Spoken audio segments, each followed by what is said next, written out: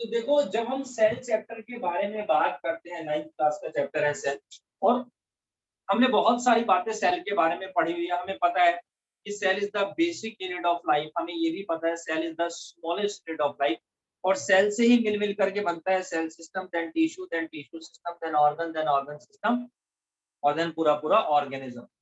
Cell के बारे में बात करें इससे पहले मैं आपको बताता हूँ यहाँ पर सेल की टाइप के बारे में। हमें यहाँ पर समझने की जरूरत है बच्चों, सेल के टाइप के बारे में। जब सेल के टाइप के बारे में बात करते हैं तो हमारे पास दो टाइप की सेल होती है, जिसमें से एक है प्रोकैरियोट और दूसरी होती है यूकैरियोट। देखो, प्रो का मतलब क्या होता है? प्रो का मतलब होता है बच्चों प्रीमिटिव। ठीक है, प्रो का मतलब होता है यहाँ पर प्रीमिटिव, यानी जिन ऑर्गेनिजम्स के अंदर प्रीमिटिव टाइप का न्यूक्लियस पाया जाता है। समझ रहे हो? जिन ऑर्गेनिजम्स के अंदर प्रीमिटिव टाइप का, प्रो मतलब प्रीमिटिव और कैरियो मतलब कि यहाँ पर न्यूक्लियस। तो जिन ऑर्गेनिजम्स के अंदर प्रीमिटिव टाइप का न्यूक्लियस पाया जाता है वो हमारे पास यहाँ पर प्रो कैरियोट कहलाते हैं। ठीक है, कैरियो मतलब कि न्यूक्लियस। ठीक है, तो प्रीमिटिव न्यूक्लियस यानी कि जो हमारे पास प्रीमिटिव ऑर्गेनिज्म थे, ज्यादातर उनके अंदर बैक्टीरिया। मान लीजिए एक बैक्टीरिया है, अब इनके अंदर मैं देख रहा हूँ कि न्यूक्लियस तो है। ठीक है, ये देखिए, लेकिन उस न्यूक्लियस की कोई भी आउटर लेयर नहीं है, न्यूक्लियर मेम्ब्रेन नहीं है। तो ऐसा न्यूक्लियस हमारा प्रीमिटिव न्यूक्लियस कहलाता है। ठीक है, ऐसे न्यूक्लियस हमारे पास प्रीमिटिव न्यूक्लियस कहलाते हैं, यानी कि there is no nuclear membrane, जिनके न्यूक्लियस में न्यूक्लियर मेम्ब्रेन नहीं। यू का मतलब होता है यहाँ पर कॉम्प्लेक्स या एडवांस। तो एडवांस टाइप का कैरियो यानी कि न्यूक्लियस है, कॉम्प्लेक्स टाइप का न्यूक्लियस, ये वो थे जिनके अंदर हम लोग क्या देखते हैं, न्यूक्लियस था, और न्यूक्लियस की आउटर लेयर भी थी। This is the nuclear membrane. ये हमारे पास इधर में न्यूक्लियर मेम्ब्रेन होती है, यानी कि वेल डिफाइंड न्यूक्लियस। अगर मैं बोल रहा हूँ कि कोई न्यूक्लियस मेरे पास वेल डिफाइंड है, तो वेल डिफाइंड न्यूक्लियस मतलब कि जिस न्यूक्लियस के अंदर न्यूक्लियर मेम्ब्रेन यहाँ पर प्रेजेंट है, वो मेरे पास यहाँ पर वेल डिफाइंड न्यूक्लियस कहलाता है। ओके ओके ओके, कोई इशू नहीं। अब जैसा कि आपको पता है कि न्यूक्लियस के अंदर ही जेनेटिक मटेरियल होता है, जैसे हमारे अंदर डीएनए। ठीक है, डीएनए आरएनए आज की डेट में हर बच्चे को पता है, कोरोना के चक्कर में, है ना, खूब न्यूज में टीवी में सब जगह दिखाया। तो डीएनए क्या होता है? बेसिकली जेनेटिक मटेरियल होता है। DNA is the genetic material. और हम लोग यहाँ पर देखते हैं कि इस न्यूक्लियस के अंदर जेनेटिक मटेरियल होता है जो डीएनए होता है। तो इनका डीएनए यहाँ पर न्यूक्लियस के अंदर मैं बताता हूँ कैसा होता है। ये सब न्यूक्लियस के अंदर है, तो इस न्यूक्लियस की कोई भी आउटर लेयर यहाँ पर नहीं है। There is no nuclear layer. तो इसके अंदर क्या होता है, इनका जो डीएनए होता है वो सर्कुलर शेप में होता है। There is a circular DNA, और जबकि हमारे अंदर क्या होता है वो लीनियर शेप में होता है। ठीक है, जो डीएनए की स्ट्रक्चर होती है आपने देखी भी होगी, इस तरह की होती है ना ये। तो there is a linear DNA. तो यूकैरियोटिक्स के अंदर लीनियर डीएनए है। अब कौन होते हैं प्रोकैरियोट, कौन होते हैं यूकैरियोट? देखो, प्रोकैरियोट्स के अंदर हमारे पास बैक्टीरिया आते हैं। अर्थ के ऊपर जितनी भी लाइफ प्रेजेंट है उनके अंदर मैं बताऊं सिर्फ और सिर्फ बैक्टीरिया ही एक ऐसी लाइफ है जो प्रोकैरियोट होते हैं। उसके अलावा जितनी भी लाइफ है वो सारे के सारे यूकैरियोटिक है, चाहे वो प्लांट्स हो, चाहे वो एनिमल्स हो, चाहे वो फंगस हो, या फिर वो प्रोटिस्टा हो। अर्थ के ऊपर पांच ही तरीके की लाइफ है। जितनी भी लाइफ है, या फिर हम ये कह सकते हैं उनको पांच कैटेगरी में डिवाइड किया गया है। प्लांट्स, एनिमल्स, फंगस, प्रोटिस्टा, और पांचवे होते हैं बैक्टीरिया, जिनको मोनेरा भी बोला जाता है। तो मोनेरा बोल दो, बैक्टीरिया बोल दो, सिर्फ यही एक ऐसी लाइफ है जो प्रोकैरियोट है। बाकी जितनी भी लाइफ है अर्थ के ऊपर, हम लोग क्या देखते हैं, वो यूकैरियोट। ठीक है भाई, चलिए। अब हम लोग यहाँ पर देखते हैं कि ये जो डीएनए है, ये बच्चों डीएनए बेसिकली बना होता है made up of protein. DNA किस चीज से बना होता है? प्रोटीन से बना होता है। और डीएनए जिस प्रोटीन से बना होता है उस प्रोटीन का नाम है हिस्टोन प्रोटीन। उस प्रोटीन का नाम है हिस्टोन प्रोटीन। तो हमारे अंदर जो डीएनए है वो हिस्टोन प्रोटीन से बना है। डीएनए के अंदर यहाँ पर हिस्टोन प्रोटीन है। तो इसी वजह से हमारा जो डीएनए है या जो हमारा क्रोमोसोम है उसको हम बोलते हैं ट्रू क्रोमोसोम। हमारे अंदर यहाँ पर हमारे यानी हम लोग भी एनिमल्स ही, वी आर बाइपेडल एनिमल, दो पैरों वाले जीव। तो हम यूकैरियोटिक्स कहलाते, तो हमारे अंदर ट्रू क्रोमोसोम है। जबकि हम लोग यहाँ पर देखेंगे प्रोकैरियोटिक्स के अंदर डीएनए के अंदर हिस्टोन प्रोटीन नहीं होता है। यदि there is no histone protein, फिर उसके अंदर क्या पाया जाता है? उसके अंदर नॉन हिस्टोन प्रोटीन पाया जाता है जिसका नाम है पोलियमीन। तो इस वजह से इनके अंदर जो क्रोमोसोम है वो मेरे पास फॉल्स क्रोमोसोम कहलाता है। उसके अलावा हम देख सकते हैं कि जो प्रोकैरियोटिक होते हैं वो सिंपल ऑर्गेनिज्म माइक्रो ऑर्गेनिजम्स होते हैं। यूकैरियोटिक माइक्रो ऑर्गेनिज्म से लेकर के मैक्रो ऑर्गेनिज्म तक भी हो सकते हैं। चलिए, तो ये बात मुझे पता चली कि सेल दो टाइप की होती है। सेल के अंदर बहुत सारी चीजें यहाँ पर प्रेजेंट होती है।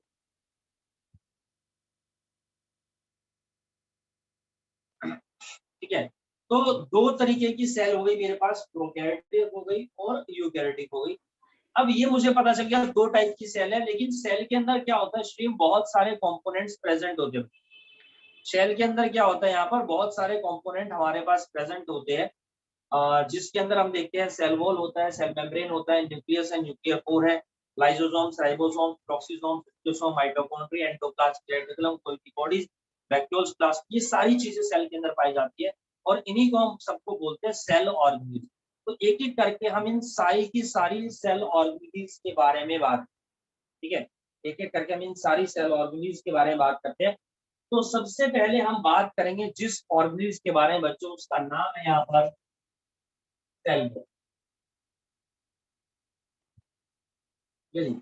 तो सेल वॉल बेसिकली बात करता हूं तो it is the outermost layer.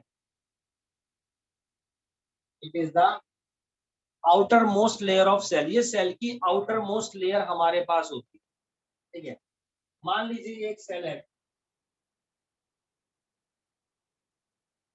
ठीक, हम देखते हैं या एनिमल सेल बनाते हैं, ये एक सेल है मेरे पास, this is the outermost layer, जिसको मैंने यहाँ पर क्या बोला है, सेल वॉल बोला है, सबसे पहली चीज। ठीक है, अब सेल वॉल पाई जाती है found in plant cell. Cell wall सिर्फ प्लांट सेल में पाई जाती है and absent in animal cell, यही हम लोगों ने पढ़ा है। जी हाँ बिल्कुल, एनिमल सेल के अंदर सेल वॉल हमारी एब्सेंट होती है। बट हम देखते हैं कुछ और भी ऐसे ऑर्गेनिज्म है प्लांट के अलावा जिनमें सेल वॉल पाई जाती है। All the bacteria and fungi have cell wall. लेकिन जितने भी बैक्टीरिया है और जितने भी फंगस होते हैं उन सब के अंदर भी सेल वॉल पाई जाती है, एक्सेप्ट सिर्फ एक बैक्टीरिया ऐसा है जिसके अंदर सेल वॉल नहीं पाई जाती। ठीक है, ये एक्सेप्शन केस है। एक बैक्टीरिया है जिसका नाम है माइकोप्लाज्मा, इकलौता एक ऐसा बैक्टीरिया जिसके अंदर सेल वॉल नहीं पाई जाती। और मजेदार बात ये है कि it is the smallest living cell on earth, जिसके अंदर क्या है, ब्लैक सेल वॉल, और ये एक तरीके का बैक्टीरिया है। मैंने बोला कि हर बैक्टीरिया में सेल वॉल पाई जाती है भैया, लेकिन माइकोप्लाज्मा एक ऐसा बैक्टीरिया है जिसके अंदर सेल वॉल नहीं होती है यहाँ पर स्ट्रेन। ठीक है, अदरवाइज हर बैक्टीरिया में पाई जाती है। चलिए, अब प्लांट्स के अंदर सेल वॉल बनी होती है बच्चों सेल्यूलोज की, बैक्टीरिया की सेल वॉल बनी होती है यहाँ पर पेप्टिडोग्लाइकेन की, और फंजाई की सेल बनी होती है काइटिन। ये हमारे ऑर्गेनिक सब्सटेंस होते हैं, these are the organic substance. जैसे हमारे पास यहाँ पर ये प्लांट सेल है, बैक्टीरियल सेल वॉल है, फंजाई सेल वॉल है, तो इन सब के अंदर cell wall different different components यहाँ पर मिलकर के बनी है। अच्छा, सेल वॉल एक ऐसी स्ट्रक्चर है जिसके अंदर कोई भी मेटाबॉलिक प्रोसेस नहीं होती है, तो basically it is a non living structure. जो सेल वॉल होती है एक नॉन लिविंग स्ट्रक्चर होती है जिसके अंदर किसी भी तरह की कोई भी मेटाबॉलिक एक्टिविटी नहीं होती है हमारे, ठीक है, ठीक। अच्छा, उसके अलावा सेल वॉल के बारे में कुछ और बातें करते हैं। फंक्शन क्या होता है, तो ये यहाँ पर स्ट्रक्चरल सपोर्ट प्रोवाइड करती है। इसका क्या फंक्शन होता है, इट प्रोवाइड स्ट्रक्चरल सपोर्ट, यानी कि हम कह सकते हैं प्रोवाइड सेल शेप, सेल की शेप को मेंटेन करके रखती है सबसे पहली चीज, सेल को बचा करके रखती है, प्रिवेंट फ्रॉम मैकेनिकल शॉक, किसी भी तरह के मैकेनिकल शॉक से सेल को प्रिवेंट करके रखती है, ठीक है। अब हम लोग यहाँ पर एक बात और देखते हैं कि सेल वॉल का नेचर कैसा होता है, what is the nature of cell wall, cell wall का नेचर कैसा है। तो इसका नेचर होता है मेरे पास यहाँ पर परमिएबल, इसका नेचर कैसा है, परमिएबल। परमिएबल का मतलब है that allow some substances to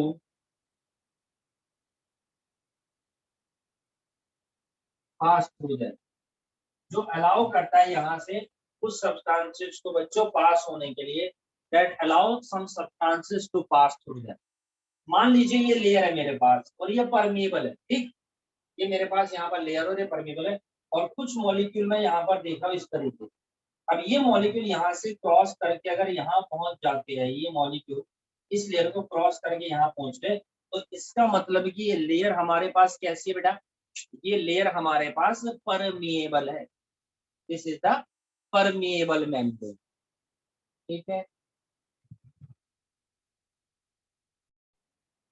now I am going to show you the diagram of एक animal cell and plant cell. देखो प्लांट सेल और एनिमल सेल का जो डायग्राम होता है वो लगभग लगभग कुछ कुछ इस तरीके का है, थोड़ा डिटेल में जब आगे जाएंगे चैप्टर में तो पढ़ेंगे।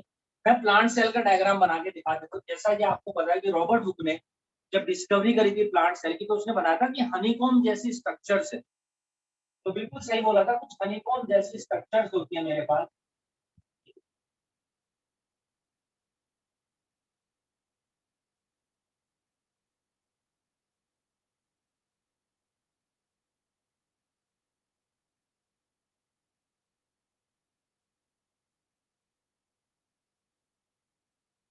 ये क्या है, ये यहाँ पर एक प्लांट सेल है, तो यहाँ पर फिर अब ये दूसरी भी तो होगी,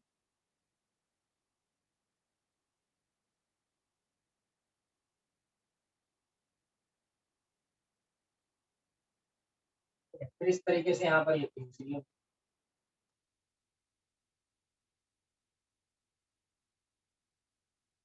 चलिए, तो इस तरीके से मेरे पास सेल है, और मैं देखता हूँ कि इस सेल की जो आउटर लेयर है बेटा,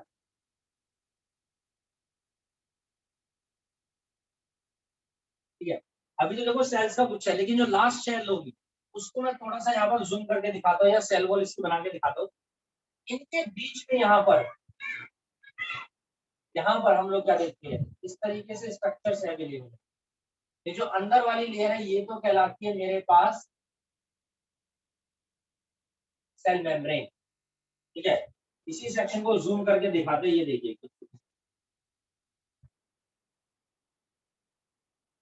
ये हो गई मेरे पास सेल वॉल इस वाली प्लांट सेल की, और ये हो गई सेल वॉल इस वाली प्लांट सेल की, और इनके अंदर ही यहाँ पर प्रेजेंट है मेरे पास सेल मेम्ब्रेन,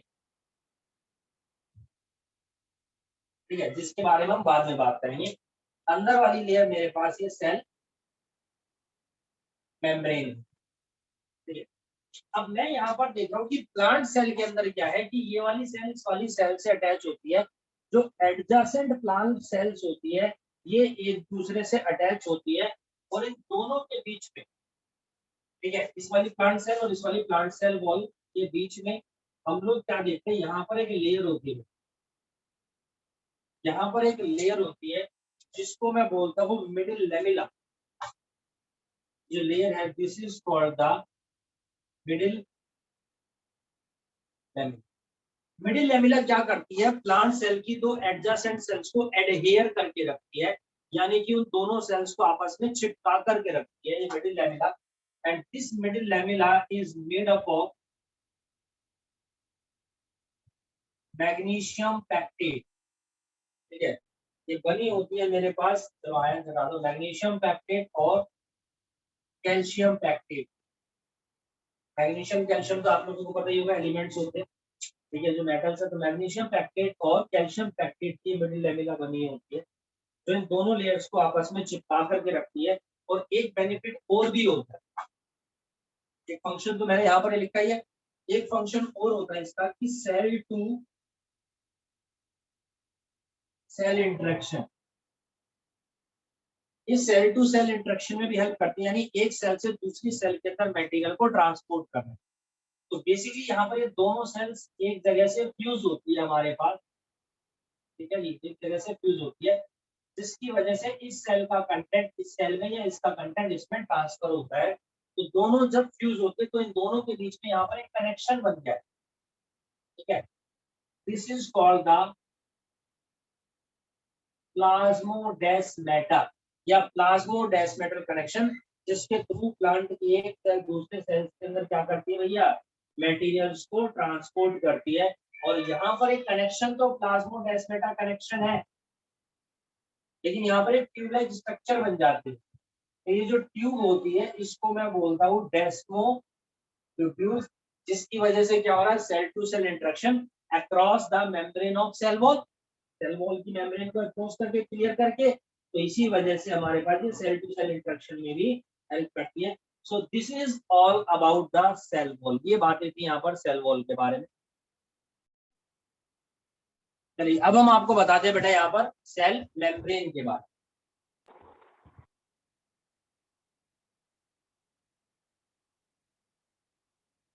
तो सेल मेम्ब्रेन के बारे में बात करते हैं, तो सेल वॉल से अंदर वाली लेयर हमारे पास सेल मेम्ब्रेन होती है।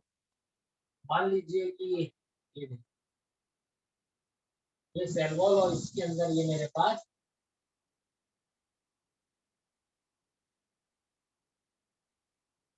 सेल मेम्ब्रेन, तो ये एक डबल लेयर स्ट्रक्चर होती है, यानी कि it is a by layer membrane, ठीक है। सबसे पहली चीज तो ये बाई लेयर मेम्ब्रेन होती है, made up of lipid plus protein. और किस चीज की बनी होती है, लिपिड प्लस प्रोटीन की बनी होती है। तो इन दोनों के कॉम्बिनेशन को ही हम लोग यहाँ पर बोलते हैं बेटा लिपोप्रोटीन, दोनों के कॉम्बिनेशन को हम क्या बोलते हैं यहाँ पर, लिपोप्रोटीन बोलते हैं, ठीक। अच्छा, उसके अलावा हम सेल मेम्ब्रेन के बारे में बात करते हैं, तो इट प्रोवाइड का फंक्शन होता है इसका, प्रोवाइड कंटेनर टू साइटोप्लाज्म, ये साइटोप्लाज्म को कंटेनर प्रोवाइड करती है। इसके अंदर देखो यहाँ पर क्या होता है बेटा, लिक्विड फिल होता है, ठीक है, हमारे पास यहाँ पर क्या है, लिक्विड फिल है, जिसको हमने क्या बोला, साइटोप्लाज्म। तो इसको एक आउटर कंटेनर प्रोवाइड करने का काम होता है किसका, सेल मेम्ब्रेन का। साइटोप्लाज्म के अंदर ही सेल की सारी मेटाबॉलिक एक्टिविटी हो रही है, सारी ऑर्गेन यहाँ पर है, तो इसको कंटेनर प्रोवाइड करना, प्रोटेक्शन प्रोवाइड करना यहाँ पर बहुत जरूरी हो जाता है। और हम लोग क्या देखते हैं कि सेल मेम्ब्रेन जो है, सेल मेम्ब्रेन के खुद के अंदर बहुत सारी मेटाबॉलिक एक्टिविटी होती रहती है, ठीक है, मैनी मेटाबॉलिक एक्टिविटी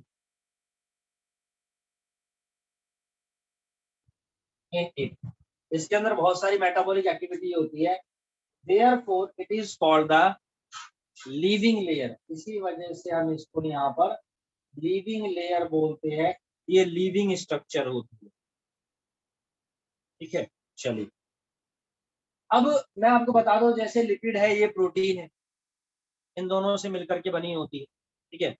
अब ये जो लिपिड है, जो बाइलेयर होती है, बेसिकली ये लिपिड की होती है और प्रोटीन उसके ऊपर एसोसिएटेड होता है। मैं इसको डायग्राम बना के दिखाऊं, उससे पहले बता दूं कि इसका नेचर यहाँ पर कैसा है। इसका नेचर है basically semi permeable. Semi permeable means that allow some selective substances to pass through. अभी जैसे यहाँ पर हर तरीके के मॉलिक्यूल पास हो रहे हैं, बट सेमी परमेबल का मतलब होता है सिर्फ सेलेक्टेड मॉलिक्यूल्स पास हो रहे हैं, वो भी वो जिनकी रिक्वायरमेंट है। जिनकी रिक्वायरमेंट नहीं है, भले ही काम क्यों, उनका भी यहाँ पर ट्रांसफर नहीं होगा, भले ही चाहे काम क्यों, लेकिन रिक्वायरमेंट नहीं है तो नहीं, बात खत्म होगी, ठीक है ना। तो semi permeable means that allow only some selective substances to pass through that, क्योंकि डबल लेयर स्ट्रक्चर है तो इसलिए थोड़ा सा और ज्यादा यहाँ पर क्या होता है भैया, फिल्ट्रेशन। अब मैं आपको बता दूं कि यहाँ पर लिपिड, देखिए लिपिड का ही दूसरा नाम होता है बेसिक फैट। फैट मॉलिक्यूल को हम लिपिड बोलते हैं और इसकी ना एक स्ट्रक्चर होती है इस तरीके की, फैट मॉलिक्यूल की स्ट्रक्चर है इस तरीके। ये फैट मॉलिक्यूल है एक सिंगल, ठीक है, जिसको हमने बोला लिपिड।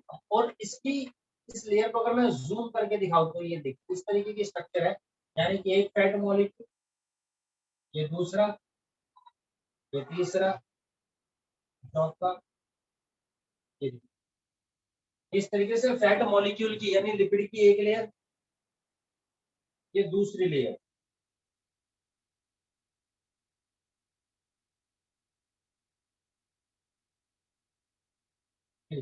तो ये डबल लेयर स्ट्रक्चर हो गई, ये तो डबल लेयर हो गई स्ट्रक्चर लिपिड की, ठीक है।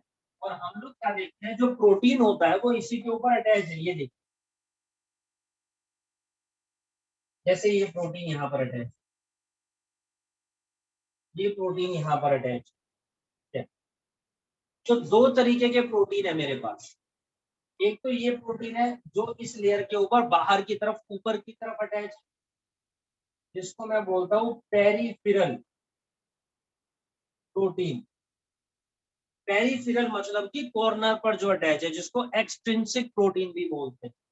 और कुछ प्रोटीन ऐसे होते हैं हमारे पास जो पूरे के पूरे अंदर तक धसे हुए होते हैं, इसके अंदर ये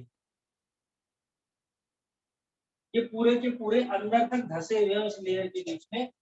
यहाँ पर मान लीजिए ये देखो लिपिड मॉलिक्यूल फिर से है मेरे पास,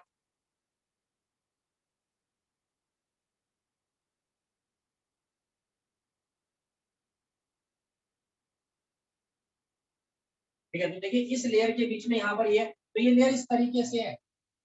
मैंने एक हल्का सा सेक्शन, सिर्फ इतना सेक्शन जूम करके आपको दिखा रहा हूँ। तो ये मेरे पास लिपिड की बाइलेयर है और यहाँ पर ये मेरे पास प्रोटीन है। तो ये पेरिफेरल प्रोटीन होगा जिसको मैं एक्सट्रिंसिक एक्सट्रिंसिक प्रोटीन भी बोलता हूँ, जो इस लेयर के बाहर की तरफ है।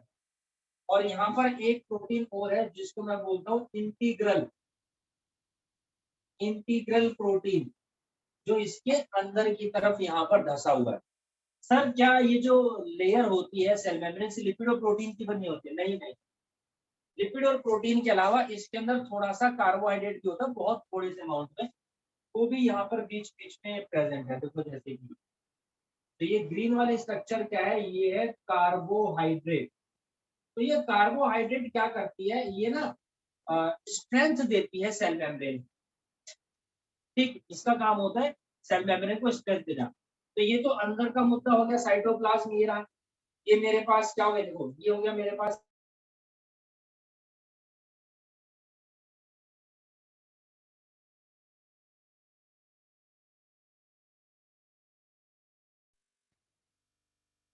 क्या भाई। तो यहाँ पर ये चीज होती है, तो इंटीग्रल प्रोटीन है, सेल मेम्ब्रेन है, और ये आउटर इन्वायरमेंट है हमारे पास सेल से बाहर। चलिए ठीक है, कोई इशू नहीं। अब मैं देखता हूँ कि कई बार क्या होता है, कुछ मॉलिक्यूल को बाहर से अंदर आना होता है या अंदर से बाहर जाना होता है, ठीक है। तो यहाँ पर ये जो इंटीग्रल प्रोटीन होता है बेसिकली, ये क्या करते हैं, जैसे मैंने बोला ये सेल मेम्ब्रेन जो है हमारे पास, ये सेमी परमिबल हर तरीके के मॉलिक्यूल्स को ट्रांसफर नहीं होने देती। अच्छा, ये होता है लिपिड, लिपिड मतलब कि फैट मॉलिक्यूल, ठीक है। कुछ मॉलिक्यूल मान लीजिए जो इस लेयर को यहाँ से क्रॉस करके जाना चाहते हैं, लेकिन वो मॉलिक्यूल मेरे पास वाटर सॉल्यूबल है और फैट सॉल्यूबल नहीं है, तो ये लेयर जो है ये इनको क्रॉस नहीं होने देगी किसी भी कीमत पर। तो यही जो इंटीग्रल प्रोटीन होता है ये क्या करते हैं, दे फॉर्म प्रोटीन चैनल, ये प्रोटीन चैनल बना देते हैं, यानी कि प्रोटीन एक तरीके से ओपनिंग दे देते हैं इन मॉलिक्यूल्स को, और वो इन प्रोटीन चैनल के थ्रू होता हुआ सेल के अंदर एंट्री मार। So they also form protein channel और आयन चैनल। ठीक है, अब ये जो स्ट्रक्चर है हमारे पास, इस तरह की स्ट्रक्चर को यहाँ पर बोला जाता है फ्लूइड मोज़ेक मॉडल। स्ट्रक्चर को बोला गया यहाँ पर फ्लूइड मोज़ेक मॉडल, और इस डिटेल स्ट्रक्चर को यहाँ पर डिस्क्राइब किया था सबसे पहले जिन बायोलॉजिस्ट ने, उनका नाम है सिंगर एंड निकोलसन। तो इसके बारे में किसने बताया था, सिंगर एंड निकोलसन ने इन 1972। तो अगर आपसे कोई पूछता है कि सेल मेम्ब्रेन का डायग्राम बनाइए, कौन सा मेम्ब्रेन का डायग्राम, कौन सा डायग्राम, फ्लूइड मोज़ेक मॉडल, तो आप ये वाला डायग्राम यहाँ पर बना सकते हैं। ठीक है, इसके अलावा कुछ और भी इनके मॉडल है, बट वो रिजेक्टेड है, उनके अंदर कुछ ना कुछ कमी आती है। 9th क्लास में आप नहीं पढ़ेंगे, हायर क्लास में पढ़ेंगे। तो यहाँ पर ये फ्लूइड मोज़ेक मॉडल है जिसके बारे में सिंगर एंड निकोलसन ने हमारे को बताया था। अब यहाँ पर देखिए मैंने बताया कि जैसे कुछ मॉलिक्यूल पास हो पाते हैं, कुछ नहीं हो पाते, तो जो ये लेयर है लिपिड फैट की बनी है, तो ये हमारे पास क्या होता है, फैट सॉल्युबल तो ट्रांसफर हो जाएंगे लेकिन वाटर सॉल्युबल नहीं होते, क्योंकि ये जो फैट सॉल्युबल जो सॉरी लिपिड जो मॉलिक्यूल्स होते हैं ये वाटर हेटर होते हैं, तो वाटर सॉल्युबल मॉलिक्यूल को ट्रांसफर नहीं होने देते हैं। So this is all about the cell membrane. ये बात है हमारे पास यहाँ पर बच्चों सेल मेम्ब्रेन के बारे में।